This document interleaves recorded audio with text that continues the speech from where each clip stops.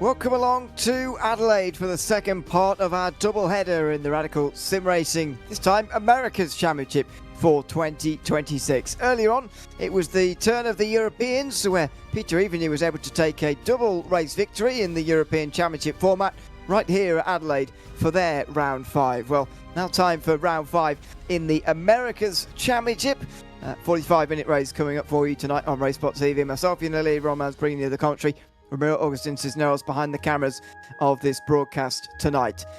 It was an exceptionally exciting race, I've got to say, on Friday, Ron. Just 19 laps on that occasion, which is going to be about half of what we actually get in our race here this evening. But surprisingly, good racing around here on a street circuit that can be difficult at times. Yeah, thinking back on my time covering radical racing here on iRacing, it's always those new tracks whenever we venture off into the unknown where we usually get some absolute bangers. And here at Adelaide, still one of the newer tracks here on the iRacing platform. Drivers looking to find their footing around here, even here in practice for the America's Championship. Drivers out here on the racetrack were some that can compete from time to time in the official ranks. Others, though, finally getting their first taste of this place. And there's really nothing like Adelaide, just in the realm of street tracks. It is a fantastic track, even in this slightly shortened version from what Formula One used all those years ago. Yeah, indeed. I think a better version these days, to be honest with you. We'll look through the track a little bit later, but here's the schedule for the season. We are going to be at the halfway point at the end of this week. In a fortnight, we'll be back for the Road America round, and we'll again split off from the European series. Mosport will be a rejoining one. That should be a double header, and I think the Charlotte Road will be as well at the end of the season. So there's a couple more double headers to come before the end of the season, where our schedules merge for the European and America's Championships over the course of this season. In terms of the standings, Aidan Young is starting to pull away a little bit now because there's mainly because his attendance, to be honest, has been better than Ryan Odo's. Ryan Odo wasn't here last time out, so Diego Zuccarelli has gotten past him in the standings. Jose Gonzalez and Jarrett Dunkovic round out the top 5, with Roman Foe and Jeremy Manella, the final drivers to have set times in the Pro Drivers' Championship so far. WSR Esports with Team ERC, the top 2 in the championship, or the main 2, I suppose. Young and Odo are on the same team, so they're pulling away already ahead of Den Competition, Vimmer, Overtake 26 and Passion Sim Esports, who are in the Pro Team standings. The AM standings, a lot more interesting here so far this season. The top 6 only covered by 13 points, just showing how close it really is. James Frasnick leading the way, only just in front of Maxime Armand by 4 points. Jesse Lambert, John Benlid only have 1 point intervals as well before Jean-Francois Larocque rounds out the top 10. Cara Dudgeon is in 6th position, moving into the all-important top 7 with a win at the previous round. Tino Rene still 7th, retains 7th. Robert Neville drops down to 8th. Cedric Orion and Brian Nicola rounding out the top 10 there. In the Pro AM team standings, I should say, Radical Academy Canada, Bad Wolf Racing are leading by 8 points now ahead of Jour de Course. Lima Racing not that far behind as well, 26 points back, and Scuderia Padovano and Unangst Motors round out the field in the AM team standings. So that's how we look going into this round of the championship, and I think it is quite important to note really that Aidan Young does have his main contender, main challenger, Ryan Odo, on the grid this time round, because at Montreal a couple of weeks ago, I've got to say, it was a bit of a runaway with Aidan Young here and Odo not. Young has been getting the better of him in recent weeks anyway, after losing out in the first round to Odo. He's beaten him on the second and third, and see with that non-attendance, Odo slips back in the championship now. But it's good to see them both on the racetrack again, and there they are. Odo completes another lap time. He's just 3 tenths behind his long-time rival here in the early part of this qualifying session. Yeah, it's Itchy and Scratchy back together once more, as really impressed by the pace of some of these AM drivers. Rylan Fuoco, who are falling right now in the number 55 car, qualified in 4th at the moment, set to join James Fransnick, your current AM class pole sitter on the front row. Fransnick has been able to hold on to a good, strong run of points here this season, just through consistency and consistency alone. Yet to win a race so far this season in the AM category. Those honors have gone to the likes of Maxime Armand at Suzuka, Jesse Lambert in back-to-back races at VIR in Laguna Seca and Garrett Dungeon last time out at Montreal. Always love keeping my eye on that AM field because we do get to see some familiar names pop into that class from season to season, and it's usually a bit of a preview as to some of the stars that we may see here in the Radical Sim Racing world in the coming seasons and coming years. There's Jeremy Manella over the line, 7th place in the pro car there. Manella has been at 2 rounds so far, but not since round 2. It's been a few weeks away for Manella, up to 7th in this qualifying session so far. There's 14 out there currently qualifying. Maxime Armand is the only driver who currently hasn't got a time on the board, and there he is. Glad that he can share his camera with us this week. Don't often get to see too much of this, but using the triple screen display. And you mentioned the layout change here. It is a slightly shorter layout than when F1 used to come here, and indeed the World Sports Car Championship used to come here as well. It did at least once or twice towards the late 90s, early 2000s. Can't imagine multi-class racing around here, to be honest, even in those days of slightly smaller grids. But this layout does go straight right through turn 7 instead, and then down in towards the famous turn 8. I've got to say, maybe a slightly left field choice. Turn 8 at Adelaide is perhaps one of my favourite corners, if not my favourite corner in the whole of motorsport. It is a wonderfully committed right-hander, especially in cars that are just maybe either a little bit more powerful or a little bit less downforce than these Radicals, because it's not quite flat out, very committed corner. In these Radicals though, it's completely flat out, and that's okay because it makes it a big slipstreaming run really, right the way from turn 7 down into that big hairpin stop at turn 9. Oh, it's absolutely a driver's test for sure as you head your way through turn number 8. It's a turn that has had a bit of a checkered history and some pretty horrific accidents through there over the years. I believe a Super 2 driver unfortunately passed away after an accident a few years ago. They had to change the layout, specifically the layout of the wall on the exit of that turn, even on the extended layout. As you can see, Jesse Lambert actually, speaking of that wall, hitting it on his qualifying lap. That'll probably invalidate as we get towards the end of this session. Remember a pretty bad smash that Mika Hakkinen had here after blowing a tire, and I can't remember whether it was qualifying or practice for an F1 race some years ago. Nearly derailed his career from the get-go. Here's the starting grid at the end of the qualifying session here for the Radical Sim Racing America's Championship. Aidan Young taking the pole with a 13.9, 3/10 in front of Ryan Odo, with James Franznik, the AM pole sitter, in 3rd position. Pros remaining on the other side of the grid though, Romain Faux and Jose Gonzalez. Behind Franznik is Fuoco on that other side of the grid. Jeremy Manella and Jesse Lambert then on row 4 in front of Jean-Francois Larocque and Cedric Ohionu round out the top 10. Tino Rene is 11th in front of Robert Neville. They're right on the bubble for that top 7, by the way. And Kiri Melicina starts at the back of the field with Maxime Armand not able to get a time in, so starting from 14th position. There'll be 45 minutes on the clock, are predicted 37 laps in this race. That's what the Europeans were able to do. And 2 pit stops as always as well. And we know this is going to be a fight between Odo and Young, but nevertheless, it's going to be an interesting fight. And then what are we going to see behind? The AM field is always unpredictable as ever as well. As I'm really interested to see how this start is going to be tackled. That opening series of turns to get this lap up and rolling, get this race up and rolling, going to be nerve-wracking for drivers up and down the field. We take a look at Robert Neville's perspective. He's going to be in the thick of it a little bit farther back in this field. Even for these drivers at the very front, getting that short run down into that 1 and 2 chicane to start off this lap, going to be critical. If they get chewed up and spat at into there, the consequences could be absolutely dire. So I think everybody's heading into this race start rather nervous, and I can't blame them one bit.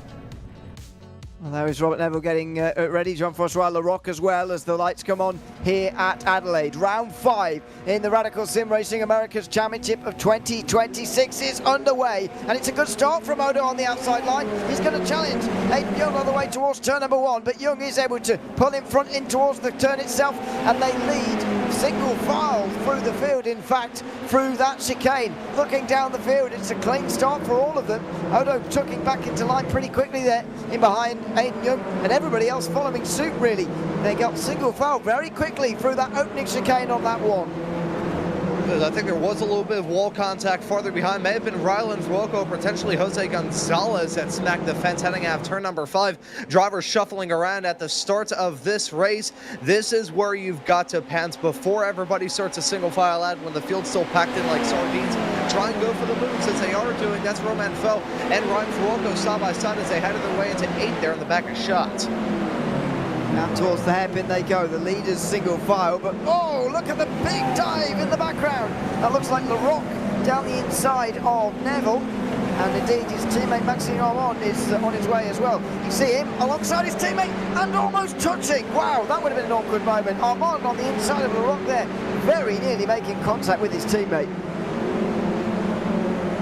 And that could have easily ended in utter catastrophe. Not only colliding on lap 1, but colliding with a teammate too. That would have been just 2 kicks in the shins instead of 1. They continue to follow the racing up towards the front with top 3 breaking away from the rest of the field. 2 pros and an AM with James Franzik, the Pied Piper of those AM competitors, running right behind Itchy and Scratchy at the front of this field. You also take a look in the midfield as we were riding on board with Cedric Oyahan there at the start of this second lap. It is a busy little racetrack this here in these SR10s. That's a bad curve back of contact there, heading off through the midfield. And it goes down the pack as Neville went in the wall first, then Armand, I think it was, got into the back of him, and Larocque smashed into him. And one of those two is missing the front end completely now down the back end of the field. That is a shame to see early on in this race. A bit of defence there from Romain Fo, Franzik in the meantime, as Romain Fo's trying to get past in the meantime. You see the front two getting away from the rest, and they are head and shoulders above the rest of this field in this America's Championship. We've seen that so far this season, but they've managed it very, very quickly. This is the moment for Neville. Just went wide and off through turn 5, and a shame for the teammates there just to be piling in one after the other there. Yeah, unfortunately for Neville, kind of replicating the old Schumacher strategy, heading off through turn number 5, smacking the fence there on the outside. Thankfully, didn't crash any championship rivals in the following turn, so I guess that's a plus in it all. As we ride on board now with Ryland Fuoco, heading through this exact section of the racetrack, the 90-degree left section here of this lap. It is so tough to try and manage, but a good spot to maybe think about going for a move as Ryland Fuoco thought about hanging down there. Actually, no, that was Romain Fo looking for it on James Franzik. Franzik losing a boatload of time here. He was right, close to the back of Ryan Odo a matter of a few laps ago. Where in the world has the pace fallen for the 39? Well, I think it's just in perspective with Young and Odo, to be honest. But this battle is certainly going to slow them all down now. Frantic defence nicely to the inside, but how is the... Oh, that's a big side from Fo. And Ryland Fuoco gets straight through. He won't be too displeased about that, because that will get the AM leaders together here. The first and second AM drivers in this race absolutely together. And that will be helpful for Fuoco if he wants to try and get past James Franzik. But how was the racing there through the middle sector on that previous lap? They were going side by side through turn 6 it was, and they were so close to contact, but just about avoided it. This though from Fo was just a little bit of a cross-up moment. These things happen when you're pushing hard to try and get a position like that. Unfortunately, in trying to get third, he's actually cost himself 4th place here, Romain Fo, so moves down 1 place and is back to 5th position. Yeah, I gotta say here, and I think we have some basis to say this based off how this start has been of this race. In the realm of street circuits even, it's getting proven once again there. Ryland Fuoco with a spin heading through turn number 7, and Romain Fo getting a small little piece of it. Fuoco having to back up and try and pull off a 3-point turn here, but it's an endless barrage of cars. He may get sent all the way to the back here. Be careful on the rejoin as drivers arrive at the scene of that almost accident. Tino Rene, the last of those cars to overtake. But just proving the point that I was going to make, which is that even in the realm of street circuits, this track feels incredibly demanding and incredibly tricky. One small little mistake around here and the consequences are absolutely disastrous. I just missed the apex slightly, bit too much speed, and Fuoco goes around, and good avoidance there from that must be Romain Fo there. Oh, he did touch him just slightly. And then that's Gonzalez. He does a good job of avoiding, and Manella as well, and by this point he's rolled off the racing line. But yeah, that was decent driving from those in behind there to just skip past the spinning Fuoco, who's now got a lot of work to do. But James Franzik will be very pleased about this spin there, because Not that he would have been wishing for it, but he's got 3 pro cars now between his nearest AM rival, and that is a huge advantage, especially at a circuit like this. Don't forget, Franczyk is the current points leader in the AM class, and there's a real difference in the AM Championship compared to the pros, because we score points on an overall basis here. You can gain a lot more points on your rivals in one race in the AMs than you can in the pros, because the pros are all at the front. You know, Odo and Young can only finish ahead of one another in first and second position unless something goes really badly wrong. But Franczyk in finishing third and Lambert in second, there's a bigger gap there because they're third and 7th overall respectively. There's a bigger gap there and potentially more points for the championship leader to extend his lead with. And so Franczyk looking to end off the first half of this campaign with his first AM win.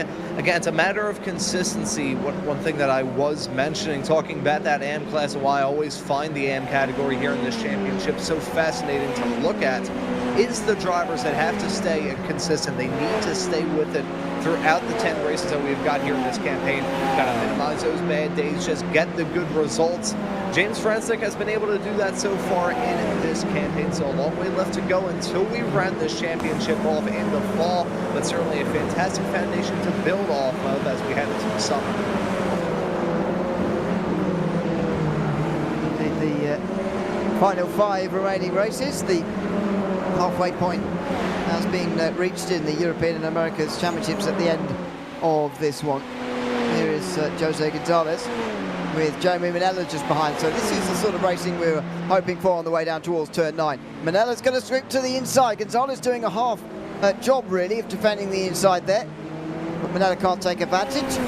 Jesse Lambert just sits on and watches behind Joe, which is probably the right idea, but again, this is different classes interacting, and that's Gonzalez getting turn 11 all wrong, sliding and hitting the tyre wall pretty hard.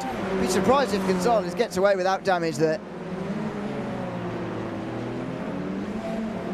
Yeah, I gotta imagine that car is gonna be driving slightly different throughout the rest of this race. A bad moment for sure as he's immediately got pulled down pit lane, slightly off kilter with the pit cycle as we're only about 7.5 minutes into this race. So that may end Jose Gonzalez's chance of contending before he really had a chance to fight. That's a bad lockup there from Manella, going to allow Jesse Lambert to jump up into 5th. Evaluating what to get, well, going off of the point that I raised earlier on about this track being extra demanding, even by a street circuit, I feel like the consequences, if you do make a mistake, are even more exemplified, especially heading down there into turn at number 11. Literally no runoff area to speak of. You've got that small little patch of grass, which is fine and all. That outside tire barrier is basically like a razor blade to cut you off at any small little discretion. Such a challenging racetrack. We've seen it already tonight in so many different places here. We're not even 10 minutes into this 45-minute race. This is the slow-mo. I mean, Gonzalez is sideways and gone for a long time, isn't he, before he hits the wall here. I mean, his pit stop was, what, 9 seconds, so he would have taken on the repairs that he could. Maxime Armand's already been in, by the way, 4 laps ago for 7 seconds, but because of the way that the starting fuel and the fuel restriction works, you can theoretically pit from lap 1 and make it home on a 2-stop strategy. It's not the ideal strategy, of course, but you can make it, and that's the important thing. So Gonzalez is not out of this by any means, but he has been set back. He's in behind Maxime Armand, so I don't know what that means for what's going to happen when everyone makes their pit stop in the next 10 minutes. But Gonzalez is a long way back right now, and that spin and crash has probably cost him quite some time. Yeah, thankfully for Gonzalez, he was able to take on the faster pair in that stop. So he will have a fresher race car now at the end, unless he has another incident, which we've seen it be a pretty common occurrence for many drivers up and down the field. Not going to rule it out in the slightest. You know, he's going to run a very tight ship as we go throughout the 35 minutes of this fifth round of the championship. At the front, though, Aiden Young has just completely checked out away from Ryan Oda, 3.9 seconds. Nearly 4 seconds, in fact, is the margin between those drivers. Ryan Oda usually supplies some coaching for drivers in the radical sim racing world. We know that he's very proficient behind the wheel of these radicals, but so too is Aiden Young off the back of now after Ryan Oda not showing up at Montreal. That's now 3 race wins in a row for him dating back to round 2 at VIR. So Aiden Young certainly looking to continue on that same form of dominance that he has had throughout. As Ryan noted, you can see him just fighting with that car, heading his way all through the mid-sector. He's doing everything in his power, but Aiden Young really checking out. This is probably the largest margin that we have seen between these two in the first stint of the race, maybe all season long. Yeah, I think so. But remember what happened at, I think it was me and you, doing Laguna Seca a couple of weeks ago. It's quite a few weeks ago now, I suspect, where there was an initial gap and a real extending of the gap that I didn't think was ever going to really come back. And eventually it did, and we got a dramatic grandstand finish at Laguna Seca. You just wonder whether there's going to be another twist in the next half an hour here. But so far the signs aren't particularly good for Ryan Odo. At least a few tenths slower in qualifying, and so far in this race has been a few tenths slower at least per lap now. And it's already 4 seconds off of Aiden Young. And you know, there's so much focus on these two, really. It does almost increase the scrutiny, doesn't it, when there's two main contenders here. You see it in any series. When there's two main contenders, when there's two big names, suddenly finishing second, it seems a bad result, as this is what happened to Kiri Melashina down at difficult turn 7. And was nearly followed there by Armand. Would have been hoping that the course still carried on there, straight on, and went to the left and the right as it used to do, because that's the road where it used to carry on down into a further chicane. And not alone in off-track excursions, Robert Neville is out of this race right now. The only retirement so far is that's Jean-Francois Laurent coming out of the pit in the number 23 machine. Very squirrely approach as he ends his way through that opening chicane. First time out of the pits for him here in this race. We've already seen many drivers find the limits, find the barriers, and make contact with each other as well. Had a small little bit of car-to-car contact throughout this race, primarily just down to somebody spinning and drivers behind really having nowhere to go. It's the margin for error around this place that is so incredibly small. Again, I keep thinking back to primarily Long Beach as a good example, because we've driven around there in the Radicals. I believe the Radical European Championship kicked off their season at Long Beach back in 2025. I remember that race being really tricky to manage. Here at Adelaide, though, a newer street track, one that some people may be a little bit less familiar with, I would say. That kind of spurs on interesting debate. Which track is more well-known, Adelaide or Long Beach?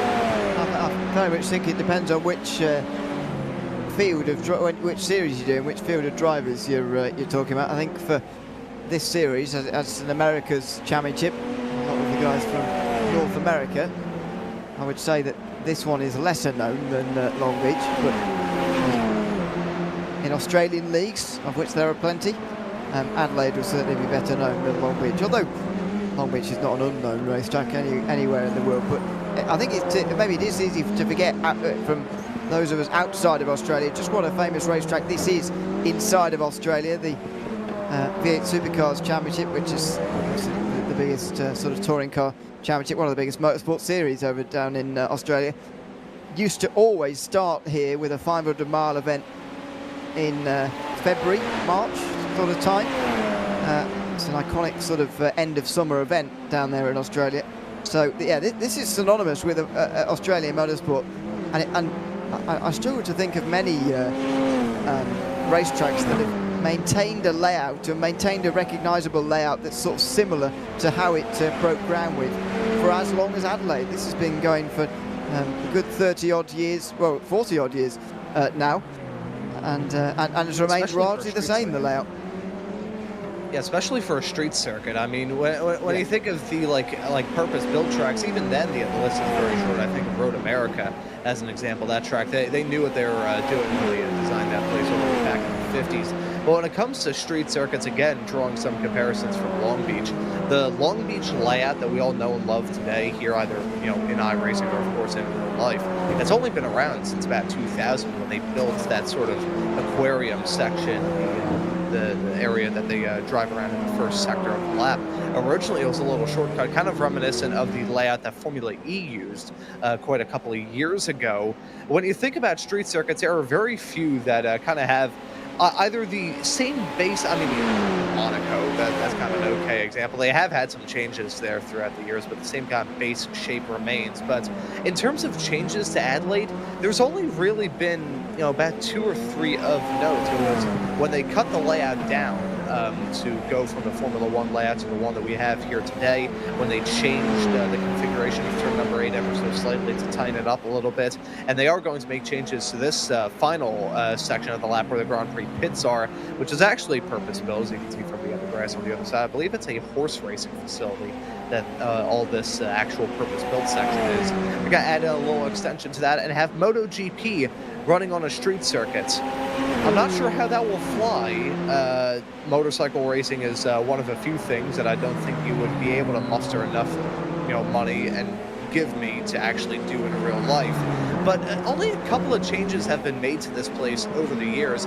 When they designed this place, this was not the original layout that they intended. Our RaceSpotTV colleague and somebody who I've been tuning into YouTube for years, Reese Gardner, aka Southpaw Racer, he has a fantastic series of videos going over the history of Adelaide and some of the other track layouts that never came to be with this place. But in terms of the ones that were actually used, very little alterations, which in the street circuit world is about as rare as finding a living T-Rex riding on top of a unicorn. It's such an interesting complex, this, by the way, in Adelaide. If you ever want to have a look at a map, there's all sorts of stuff. If you look at the city of Adelaide sort of on Google or your preferred map service, there's sort of a huge park. I mean, it's bigger than a park. It's like almost a mini forest in the middle of the city. It's got a little bit of built-up area, of course, but it's got this purpose-built bit of the street circuit, which obviously then goes out onto the actual streets. It's got a cricket / Aussie rules football ground as well, somewhere else up a bit further north. It's a very unusual but quite an interesting idea for it to design a city. There's all sorts of, you can play any sport you want. There's a netball stadium, there's an athletic stadium, take your pick. Quite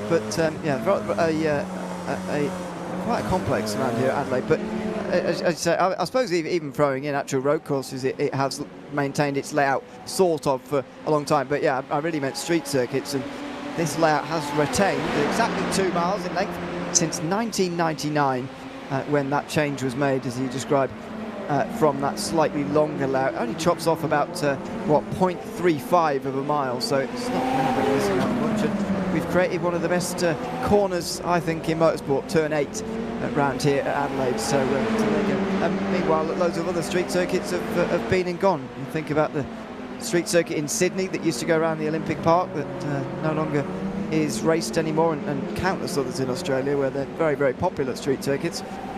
This one has survived, and for good reason as well, as we follow this battle for 7th place. Jose Gonzalez in front of Riley Brooker and Maxine Obo. We're coming up to 20 minutes complete in this race, and that means pit stops. Aidan Young and Ryan Odo in, and I think we've reached our limit. It was 14 laps in the European race, and indeed it is here as well. So those who haven't stopped, i.e. the top 4, will all be in on this lap. I gotta wonder exactly what Ryan Odo is going to do. Is he going to try and short fill here just to jump in front, knowing that he has to put in a slightly different stint here? We have seen these drivers kind of break away in terms of their pit calls. Nope. Aidan Young going to be the first off the jacks. 11 seconds down the pit stall. Odo much longer, much longer. He may have unclicked the tires. This is disastrous for Odo. He was already quite a long way back. Oh, he's got a black flag. He's sped. He's got a black flag. So this is going to drop him back into the field now. Don't know how much field he took in this pit stop, but to a degree it doesn't matter. I suppose we'll find out here. Just take away 40 seconds from his time. It looks like it would have been a longer stop anyway, but it's a very, very long stop with this penalty.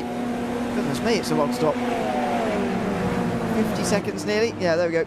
So it would have been 9.2 for Ryan Odo, but look at the field he gets himself out in here. This is the field with everybody having made one stop, and Ryan Odo's down in 10th, in fact. So this race now has absolutely become about damage limitation for Ryan Odo for the next 25 minutes.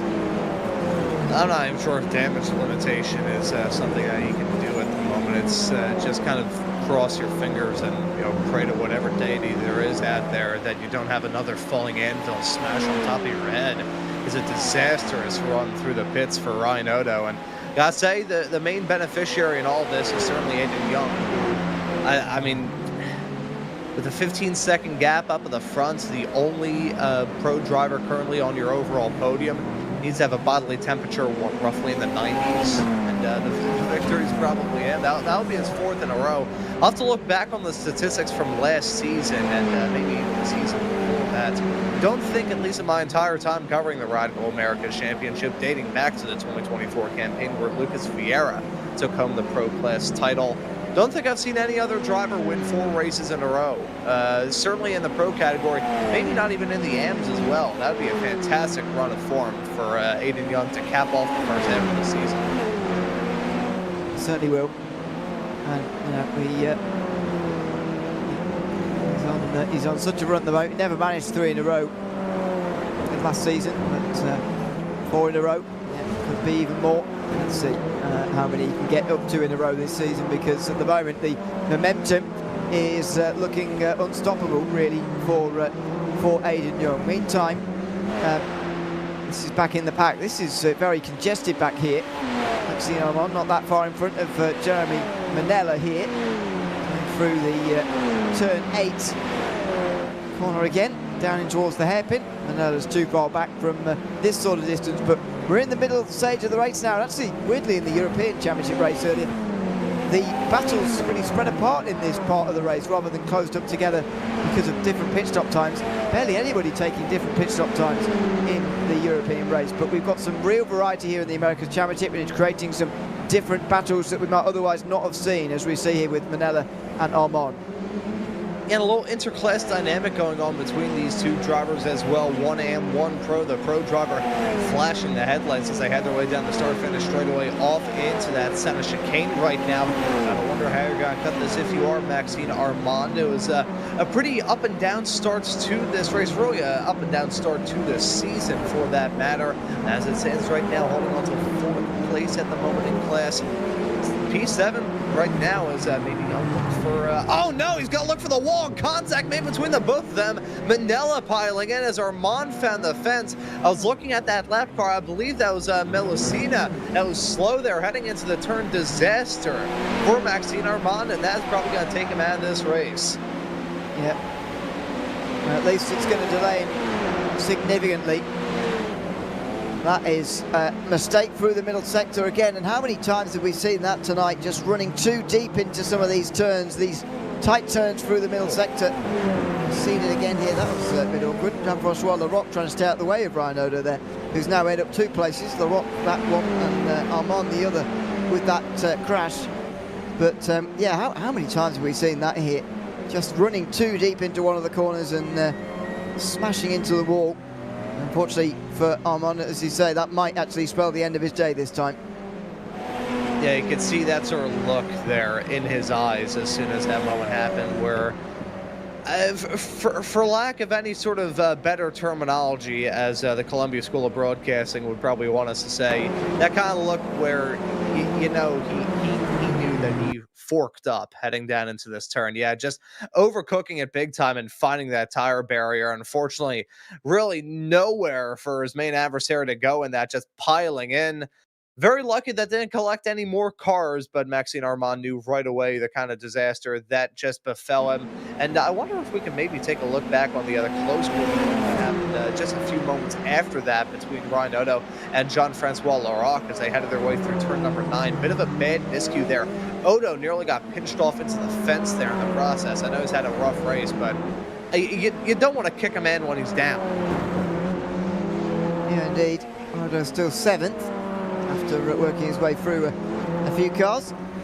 I think Armand will argue that the lap car there absolutely didn't help him out by sort of sitting on the apex coming towards turn 6, and that probably wasn't the best place to sit, to be honest. I think it was Malachina or it was Ohion, or the only chap. I think it was Malachina, the one trying to stay out the way, and you know, it's difficult. It's difficult to try and stay out the way efficiently.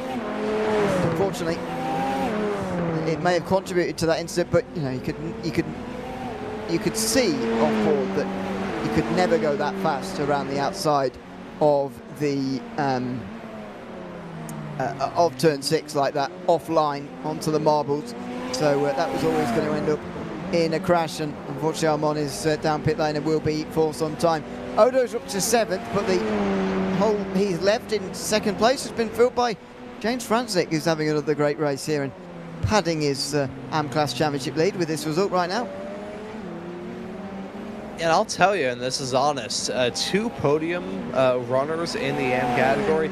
Those podiums mean a lot to these AM racers. Again, as he said a bit earlier on in this broadcast, Ewan, we're scored based off overall finishing position here in the championship, not based off where these drivers finish in class. So for James Franczyk to walk away from this race with a 2nd place overall, his what could end up being his first win overall, first win in the AM category as well, that'd be a fantastic result indeed. As we take a look at what happened to Kiri Melasina, that was heading down into turn number 5.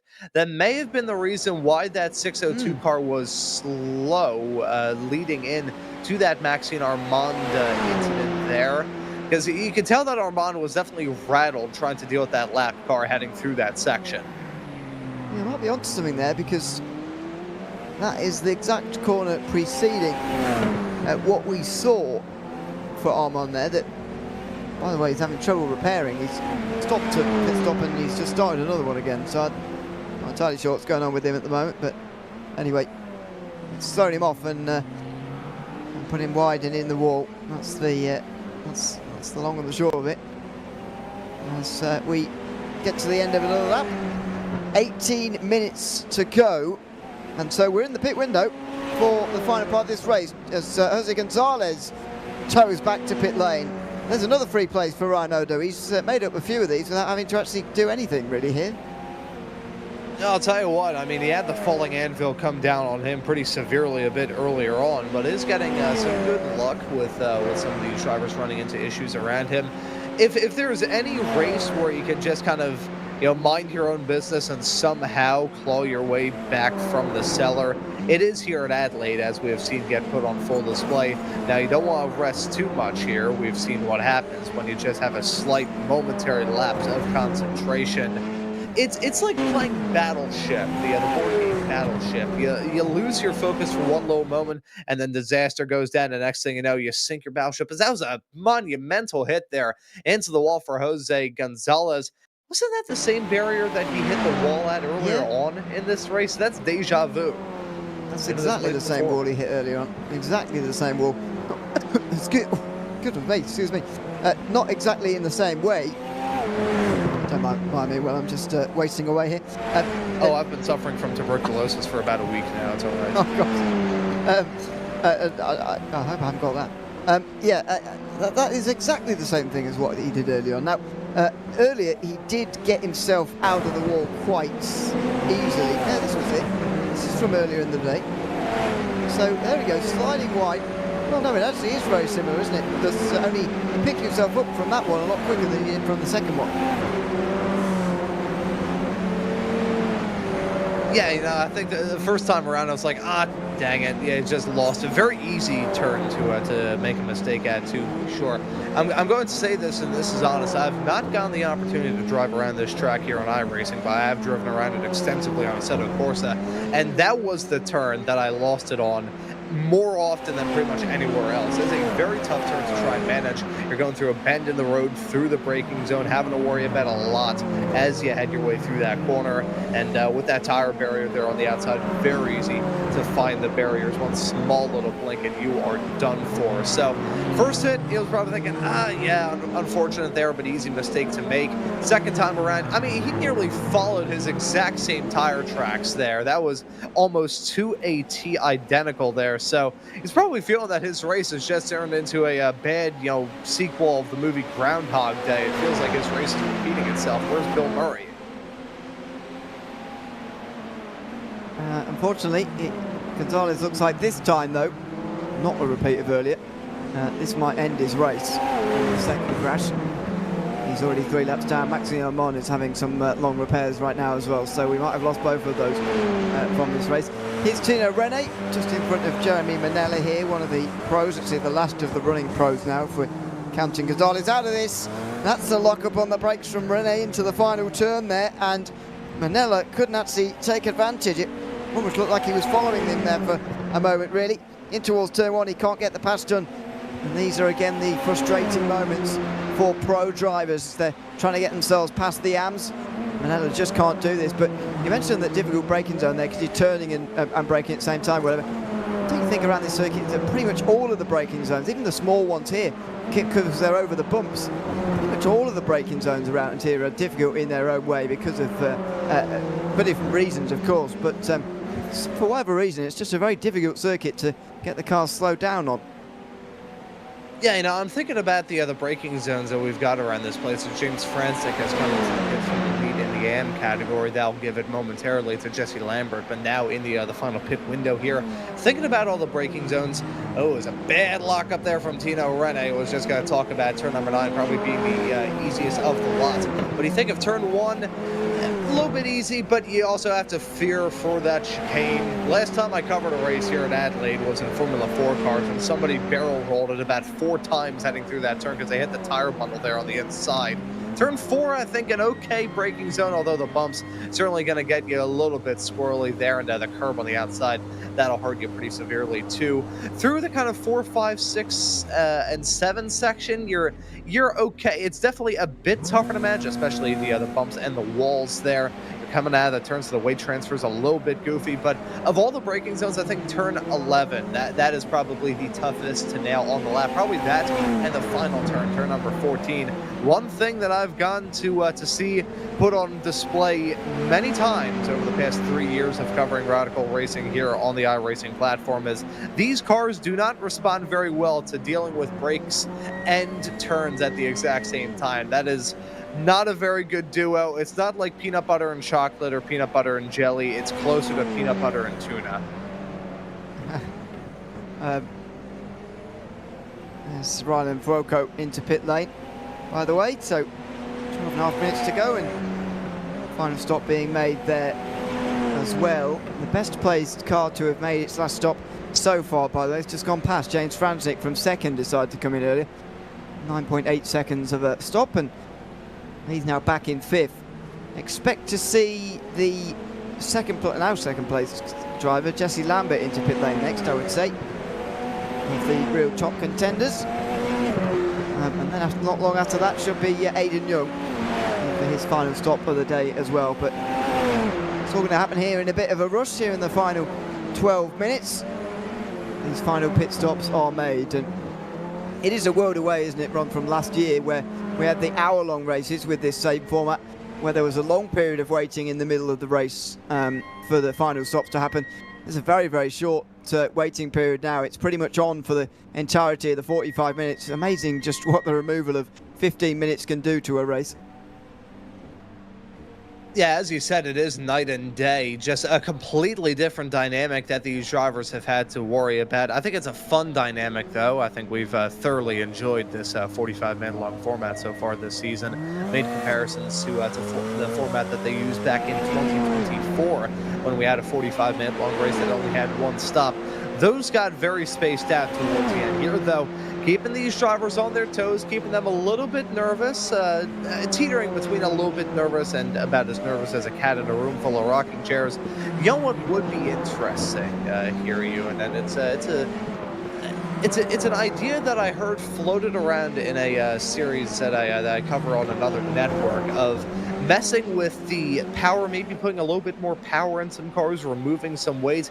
That would be an interesting little thing. Of course, these are fixed setups that we have here in this championship, and they will remain true. But maybe just, I don't know, maybe put like the World Finals or something. Have a final with the normal cars, and then just make them rocket ships for like a 15-man long sprint at the very end. That would be an interesting format. Maybe it's going full arcade, full carny, but hey, I'm the American here on this show. Of course, I'm going to give the sort of goofy, wacky idea that's got to sell advertising and show business. I mean, yeah, might well be a completely different feel. Well, definitely would be, I suppose.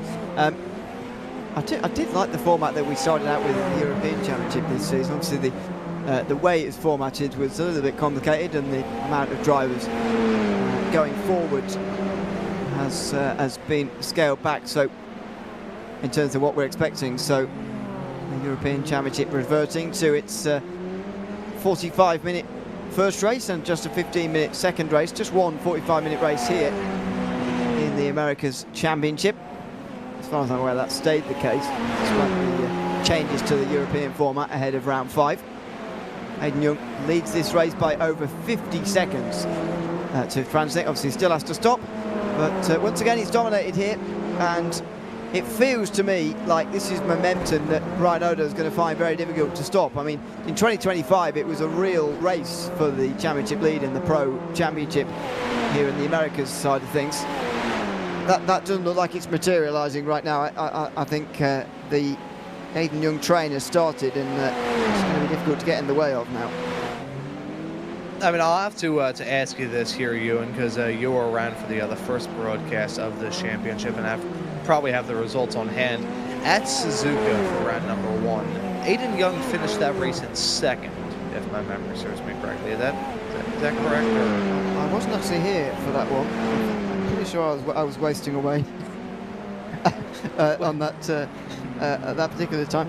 I think it was, though, Odo first, Young second. I think that has been the case for the first 3 rounds. Now, the bonus points make this a little bit strange, because what has happened, and why, you might be wondering why that's even a question, why that is a reasonable question to raise, is because the bonus points had Hayden Young's got 8 bonus points so far, Odo just 1. And a lot of the difference came there at Suzuka. So at Suzuka, despite finishing second, Young actually only lost 1 point because of the bonuses that he picked up compared to Odo. Then he's gone on to beat him and pick up some more bonuses, although not as many in every round. Therefore, he's gone on to gain some points, and obviously Odo not here at the last round either means that gap's got even larger. But yeah, Odo won the first race of this season with Young in second place, and thought it was going to be a trading of first versus second between the two of them for the whole season, but that looks like it's coming to an end. It's already come to an end with Odo's non-show at Montreal, but in terms of a race he's actually started, it's coming to an end tonight as well.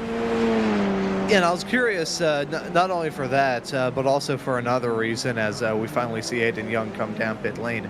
If, emphasis on if, there's still 7.5 minutes left to go here in this race, and he has to nail down the stops.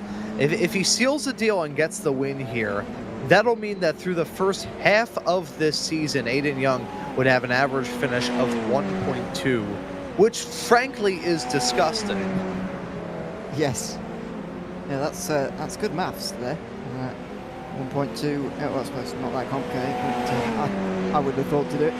1.2 average finishing positions, pretty high over the course of half of a season, which is what we'll be at in 6.5 minutes' time. There's the stop for Young. No longer than it needed to be. He could have taken tyres if he wanted to. Doesn't really matter. He's going to be leading anyway, ahead of James Francis here. And Romain Faux, who's onto the podium right now overall as well. So, a bit of a mixed up grid behind. But the championship leaders coming into tonight, both in Pro and Am, are leading the field home right now with about 5 laps to go at the line. Yeah, so getting into the end of this race, and Hayden Young, I nearly said Hayden Odo, that's not the correct name. That's what they should probably name their team. That would be kind of cool. But Hayden Young on track for a pretty comfortable victory here in this race. Yeah, to kind of rehash the old street circuit discussion here, because there was definitely some odd stuff that I could bring up here. Yeah, Australia has got a pretty good history, but it's our countries, Ewan, that have some good history of old street circuits that have gone the way of the dodo bird. The U.S., we have had so many street tracks that have just kind of popped up for like 1 or 2 years and have just since gone away. I recently looked into it with the old Nashville street circuit that IndyCar raced at from 2021 up until 2023. The track that they ran at is now, I guess, the latest IndyCar racetrack to now be at least partially demolished. The pit complex and area that they were racing at is now completely torn up as they build the new Tennessee Titans Stadium there. You know, I've never actually asked you this. What part of the UK are you from? Like, you don't have to give like specifics. You don't have to dox yourself. I'm not here, giving my address. No. Yeah, no. I'm from the East Midlands, in the middle of nowhere in England. You will not be able to find a street circuit of motor racing near where I grew up, if that's what you're asking. See, I was going to say that it's I guess it's not too far away from the Midlands, just a little bit over. There was a pretty interesting street circuit in Birmingham. Have you ever heard of the old Birmingham Super Prix? I have heard of it, yeah, and I've seen some footage of it as well. Yes, it's probably about an hour and a half, 2 hours away from where I grew up, so that's quite close by an American standard. But yeah, I have heard of it. Pretty remarkable, really, for people of my generation, for whom we've just not grown up with that. Because here's my thing with street circuits, that might be a controversial opinion. I don't think European street circuits work very well at all, to be honest with you. There's a couple of exceptions that I would possibly count out of being street circuits. In the case of something like Le Mans, for example, which is not really a street circuit, it's out in the countryside, really. Because European cities are not built for cars, really, and even less so for motor races, whereas I think American streets and Australian streets are much better suited to it. There you go, just a thought.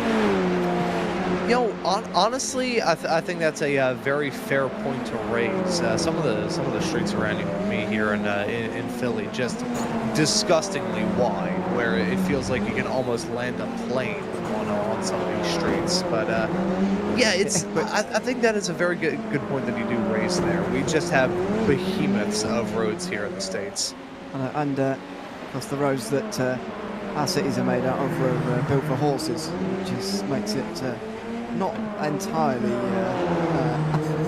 wide. Technically, we still have some here in Philly. We've got some of the narrow streets in America, downtown at least. Yeah, I mean, yeah, I just don't think it works very well in Europe, really, street circuits, to be honest. But I don't mind it that way. There's something about an Australian street circuit that I really enjoy, like here, and there's some other venues as well. I find like Townsville, basically any of the street circuits that the V8 supercars go to are normally very entertaining. But yeah, in Europe I'm not such a fan of it. Although, having said that, to go back to your Birmingham Super Prix point, the footage of that does look pretty cool. I'm not unbiased in that discussion, I suppose. Yeah, I remember first looking at footage of that place for a video that I was making of a briefly sideways snap hang out of the final turn for Brylan Verocco. It was a video I was creating, a video project about a team called First Racing that ran in F3000 back in the late 80s and early 90s. They tried to make it into Formula One, had a botched chassis that they ended up filling with metal so it could pass safety inspections. The designer of the chassis said it was nothing more than an interesting flower pot, and it was later the chassis that was used by the Life Racing effort in Formula One. As a fun little fact there. That was the first time that I'd ever seen footage of the Birmingham Super Prix, and I think in terms of tracks to be near, that's a little bit better than my record. If you've ever heard of the Langhorne Speedway that we had here in Pennsylvania, I believe probably in the years that it was raced, it was one of the deadliest tracks in known auto racing history. It was that messed up. As we do have a battle actually for fifth to get back to the racing. This is Lambert and Manella currently squabbling. Oh, Manella and Verocco rather trying to get past at the moment on this run to the final turn. He's going to go for the switchback, is he? Dive to the inside. No, he's going to be shown the outside by Manella here. Good fight between these two. They're in different classes, which does always make things a little bit awkward, but still, it's an overall place. Verocco not able to get past just for the moment. They are crossing the line here, not far in front of Vaden Young, who's about to cross the line, and he's about to see the white flag, by the way. So 2 laps to go for these two as they get down on the brakes for turn 4. And Manella's doing a very good job of defending, although he's the pro. He should be the one really driving away from Ryan Verocco in this fight.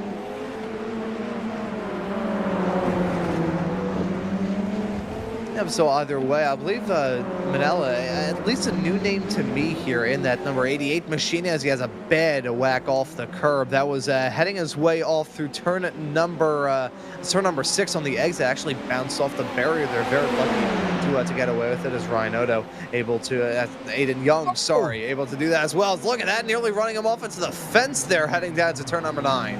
Well, Manella was trying to cover the inside, but Fuoco just managed to get alongside in time, and so in the end he was on an incredibly narrow gap. And look at that, he's just locked up there, Manella, and Fuoco's surely going to be in the clear. We've still got basically another lap to enjoy of those two, but meantime, just behind them, Aidan Young is coming into the final turns here at Adelaide. He's going to go 4 in a row in the Radical Sim Racing Americas Championship in 2026. He's on a remarkable run. The Aidan Young train has left the station in 2026 and nobody can catch up with it right now. Aidan Young is a race winner at Adelaide here in South Australia. It is Aidan Young, 4 in a row in the Americas Championship for 2026. And what a run of form he has been on. Your reigning America's champion in the pro category, your current pro championship leader, just won his 4th race in a row, won the World Finals last year. If anyone in the Radical Sim Racing world is on cloud 9 at the moment, it is Aidan Young. What a run he has been on. Here's the AM winner tonight, James Franznik. Both championship leaders winning round 5 at Adelaide tonight. Franznik holding off Romain Faux in the late laps there, by the way, and up Ryan Odo, who was charging quickly towards the end as well. Some impressive drives there. Fuoco is going to be able to hold on to that 6th place as well in that fight we were enjoying a little bit further down the field. But even if Odo had finished in 2nd place today, I think there's very little that anybody can do at the moment to stop this Aidan Young momentum. Odo's penalty and drop down the field is only going to exacerbate that problem, I think, over the after this race. Yeah, it's still very early on to say something like this. We're only at the halfway mark of this season. But I honestly think if Aidan Young could just stay out there on the racetrack and consistently show up event after event, he may already have one hand on that championship here in 2026. Maybe. He's won here by 34.8 seconds ahead of James Franznik, the AM winner here tonight. 3rd place overall has gone to Romain Faux, who chased him down all the way to the line, and Ryan Odo rounds off the podium of the pros. The podium of the AMs complete by Jesse Lambert and Ronan Fuoco, who got past Jeremy Manella towards the end there. 1 lap down for Cedric Ohillon, Jean-Francois Larocque and Tino Rene, who round out the top 10. 11th and a non-finish for Kiri Melachina, Maxine Omont, Jose Gonzalez and Robert Neville, all retiring before this race was over. Let's work our way up the podium the wrong way, shall we? And go to 3rd, first of all, 3rd overall, and Romain Faux, who joins us now. Romain, welcome in and congratulations on a 3rd place finish here tonight. How was that race for you? You gained 1 place on qualifying after Ryan Odo dropped back with that penalty, and you were close to James Franznik for 2nd place there towards the end as well. How was that race tonight? That was crazy, honestly. This race is quite tough here at Adelaide. I did a few mistakes, I was talking with Franznik, which cost me the P2 for sure. I had the pace, but quite a tough race, really exhausting. How have you been finding this season so far? This is the 3rd appearance you've made this season, but this is your best result, if I'm not mistaken. So how have you found the season generally? Honestly, I discovered this car this season and I love it, so I'm very happy to be part of this championship and to be there with you. I have to miss some races, like you said earlier, because I was not here, but I'm so glad to be back here with you guys. Great to have you back. Great to have you on the podium, Romain. Thanks for chatting to us. Congratulations on the overall podium tonight. Yeah, thank you. I'm quite happy with that one. Thank you, guys. Thanks very much. That is Romain Faux, who finishes 3rd overall tonight at Adelaide. 2nd overall, and the AM win goes to James Franznik, who also joins us now. James, congratulations on a class win and an overall podium in one go tonight. Just how pleased are you, first of all, with the AM victory, but also with the overall result being so high up the field there, finishing in 2nd place tonight? Yeah, I think this is the happiest I've been since I joined the league last year. I want to give a shout out to Ryan Odo for coaching me. A couple weeks ago, I've shown some significant improvement since then. He's a great coach. I highly recommend getting some personal coaching with him. He definitely makes a difference. You've slowly been pulling away, point by point, pulling away in the lead of this AM Championship. This might start to put a few more points of daylight in between you and the rest. But how do you assess the way this first half of the season's gone in terms of how you've gone, and what do you rate your chances of holding on to this championship lead all the way to the end of round 10 in October? Well, it's definitely, this is my sole focus now. Like I was in 2 other leagues, and since I dropped both of those, and one ended, one I dropped because it was just too much. Now I'm just doing the Radical League so I can pay more attention to this. But it's definitely improving. I love driving this car. It just makes you a better driver. Yeah, like the league, like everybody races well. The E-Cup Friday race was the first time I ever did that, and like those guys are just crazy fast. But doing that race definitely helped me with the race tonight. But it's a tough track. Takes a lot of practice. Yeah, I'm feeling pretty good about the race tonight. Absolutely. Congratulations, James, on winning the race here tonight from Adelaide, and thanks for chatting to us at the end as well. Thanks. Thanks so much. James Franzik, the AM winner and second place overall here tonight. And first placed overall, and of course pro winner therefore as well, is Aidan Young, joins us now. Aidan, congratulations on another dominant victory. The second week in a row you've won by over half a minute, or around half a minute roughly. How was that race tonight at Adelaide? Because initially Ryan Odo was right with you at the front. You were able to get rid of him quite quickly, and then that penalty gave you the big lead. So just how was the early stage of the race, first of all? Terrifying. That's the only way I can describe it, is absolutely and utterly terrifying.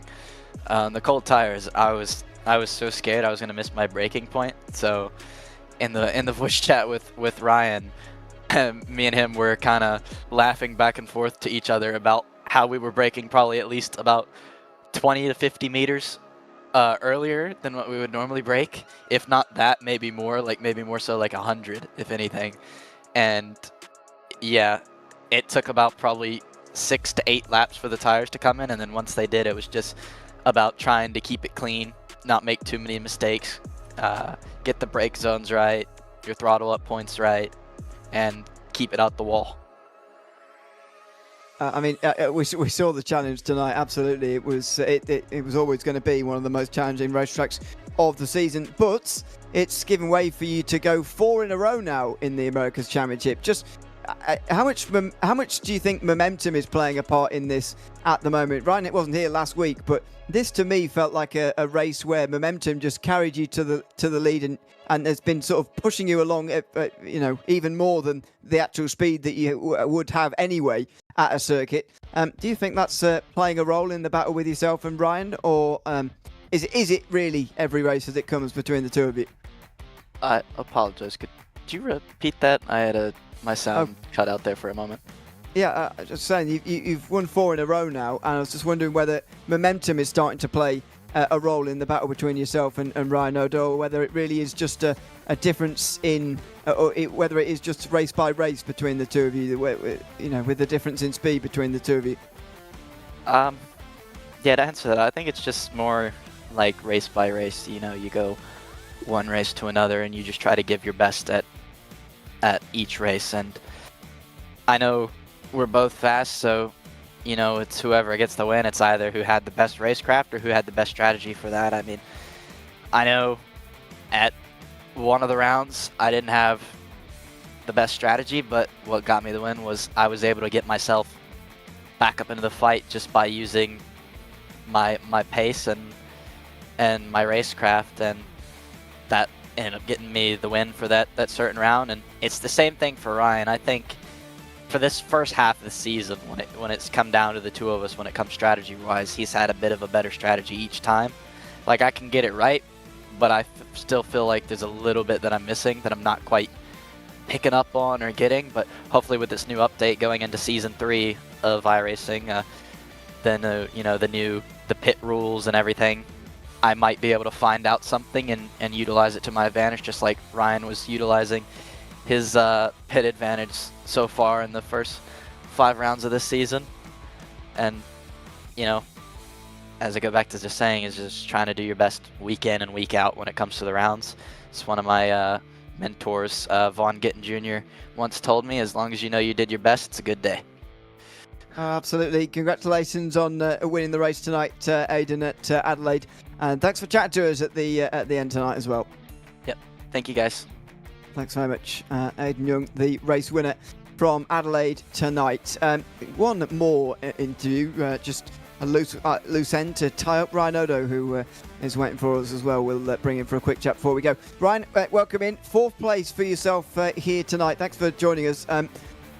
How disappointed are you that you couldn't challenge Aidan further, and how disappointed are you with that penalty, which effectively made your race a lot more difficult than it might otherwise have been? Yeah, I'm quite disappointed with myself. I mean, I was doing this technique on pit road. It's not going to matter next season because they're changing the pit speed limit. But basically, I have the speed displayed on my dash down to the decimal, and I'm able to perfectly figure out like what speed I need to be at to not get a penalty. But the thing was that during the race, like not in practice, but during the race, it started to lag. So it wasn't showing me like extremely fast. So it would jump like multiple mile an hour, and I wouldn't be able to tell what I needed to do with the throttle immediately, and that's how I got the penalty. But after that, I just completely put my head down and started racing, and I think after that, not considering the penalty, I probably put in the race of my life because I was absolutely flying out there, and normally I'm not great at street circuits. So pretty proud of myself for that, especially since I've just learned the track this Friday. So not a bad performance, but yeah, just wish I didn't get that penalty. Yeah, of course, that really did make the race, if you like, between yourself and Aidan this week. But I just asked him about momentum now, because he's won 4 races in a row, and you've been here for most of those, trailing him in second place most of the cases, but further down and indeed not here at round 4. He said momentum's not really playing a role in this battle between the two of you, and it's just sort of race by race who's quicker than the other. Do you think momentum's playing a role, and that's helping him go on and win these races at the moment? Because 4 in a row is pretty impressive, or would you agree with him that it's a race-by-race basis at the moment between the two of you, that one is quicker than the other?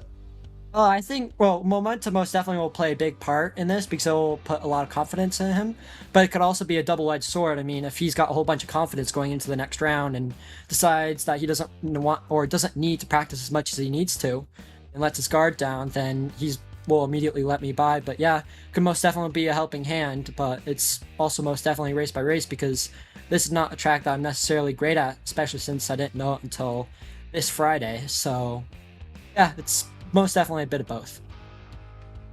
Well, congratulations on your run back through the field tonight, Ryan, to 4th place, and thanks for chatting to us at the end as well. Thank you. Thanks very much, Ryan Odo, the 4th place finisher tonight, but on the podium in the pro class at least here at Adelaide tonight in the Radical Sim Racing America's Championship for 2026. That's just about it from us here tonight. We'll be back in 2 weeks' time from Road America from about 8:30 Eastern. With the latest round, the 6th round of the Radical Sim Racing America's Championship. A week later, we'll be back with the European Championship as well.